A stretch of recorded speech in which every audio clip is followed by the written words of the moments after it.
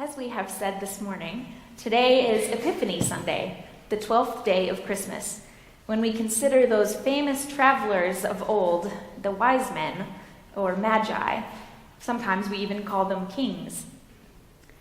The word magi refers to astrologers who made it their business to interpret the cosmos. It was common in ancient times and still is among some today to look to the stars for portents of cosmically significant events in the lives of humans. And can we blame the ancients for placing so much store in the stars?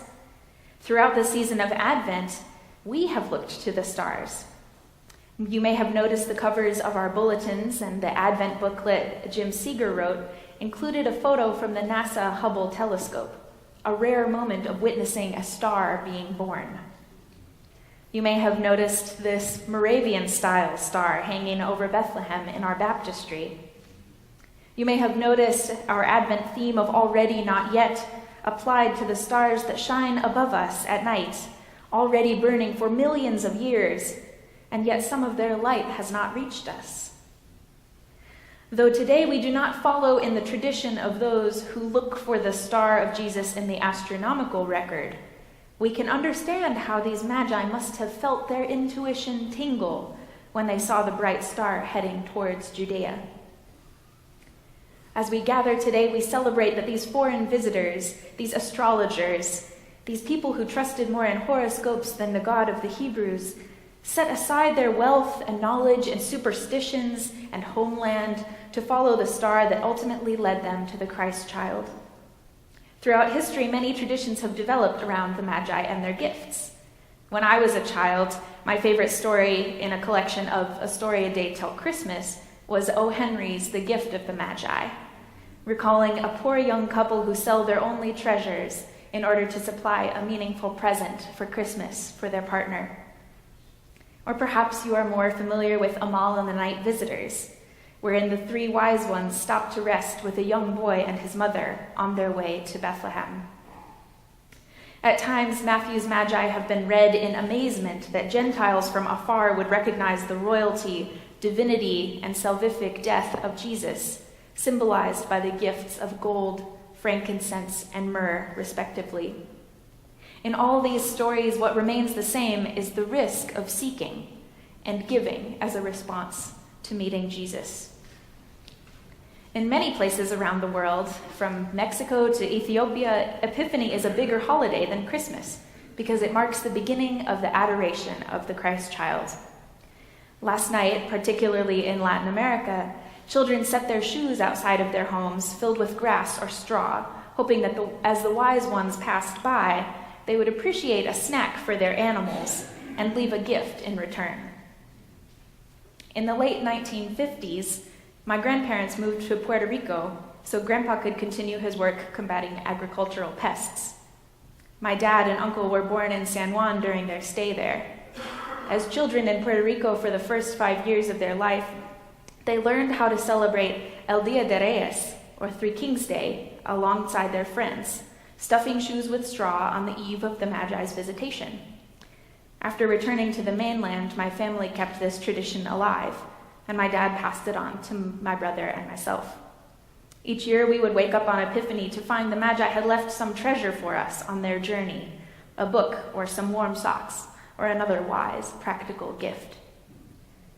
As Pastor Tim reminded us last week, by the time December 26th rolls around, we are plumb tuckered out of Christmas, and so some of us want to put the decorations away and move on, even though the season of Christmas had just begun. And as our wise ones said earlier, they just got here. Why is the party over? But over time, I have learned more about various nativity traditions. I have come to appreciate the tradition of celebrating the 12 days of Christmas. It helps me embrace the fullness of the season. As I have turned my mind from the manger to the Magi this year, I have wondered if I too would take the risk of following the star. Following in the Magi's tradition of gift giving, I contemplate what gifts I would bring. What is my heart's response to the grace of incarnation in Emmanuel, God with us? God with us. Though the Magi were knowledgeable about cosmic subjects and practiced in spiritual rituals, their real wisdom was in knowing what they didn't know and going out to find it. Each of us in our own way must admit that we understand how easy it is to remain observant yet unruffled, aware yet complacent, as we notice something bright shining in the sky overhead. It is easy to be satisfied that we have all we need right where we are, that things should just remain how they have always been, that we know all we need to know. There's no more learning or growing to do. It is much riskier to seek out that which we do not know, to grow into the new and prepare ourselves to respond to it.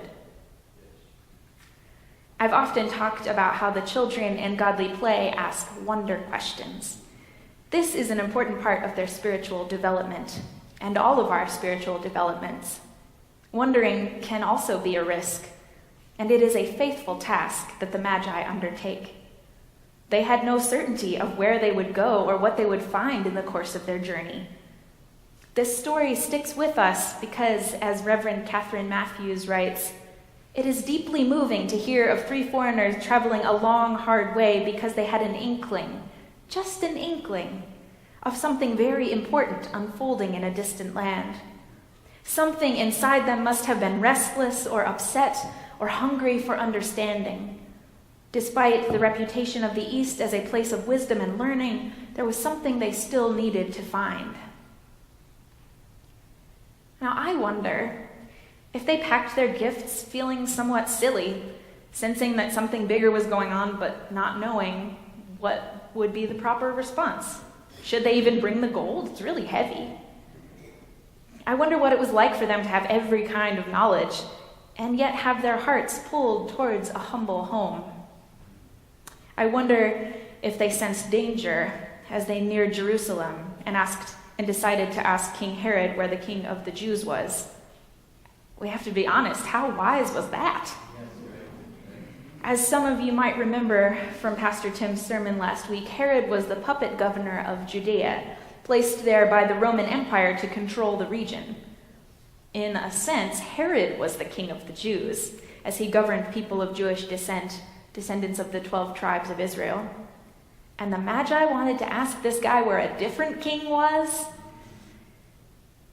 But it is also understandable that these wise ones, these privileged scholars of the stars, would seek royalty in a capital city from someone wearing the seal of the empire.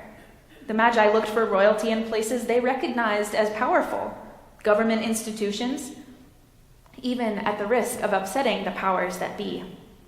This seemingly simple question, where is the king of the Jews, becomes ironic when considering that Herod adopts the Magi's title for Jesus.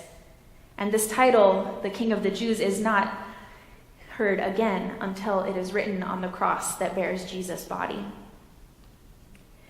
Biblical scholar Walter Brueggemann says that when the wise ones arrived in Jerusalem as they followed the star, they miscalculated from Jesus' location in Bethlehem by a mere 9 miles.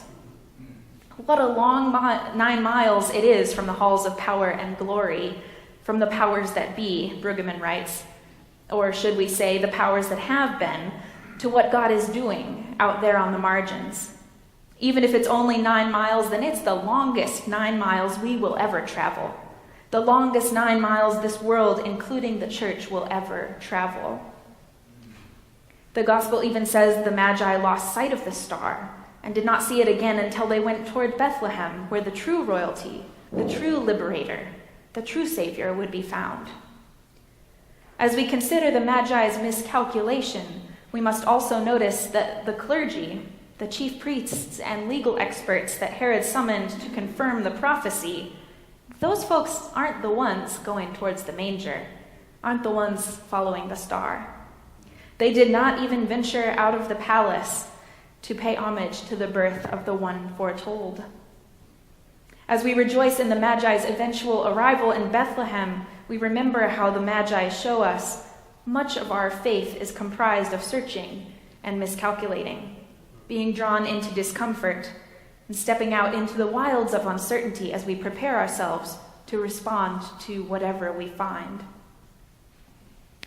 Barbara Brown Taylor reminds us that the Magi are notable not only for the prophetic dreams and glamorous gifts and discernment of Herod's will, but they are also the first Gentiles to recognize the coming of the Messiah in the Gospel of Matthew. She said the Gentile Magi foreshadow the comprehensiveness of the coming kingdom Jesus will one day proclaim. This kingdom of beloved community is not one with walls and fences and a strict membership policy. In the Feasting on the Word commentary, Stephen Bauman writes of the type of seeking which Jesus calls us to do, even from the very moment of his birth, the type of seeking that the Magi engaged in. It was a radical departure from status quo thinking. Bauman says, any seeker, whether by chance or authentic pursuit, can find their way to the manger. Certainly the church would not exist but for the determination or simple faith of seekers who stumbled into the hay surrounding Jesus' birthing trough.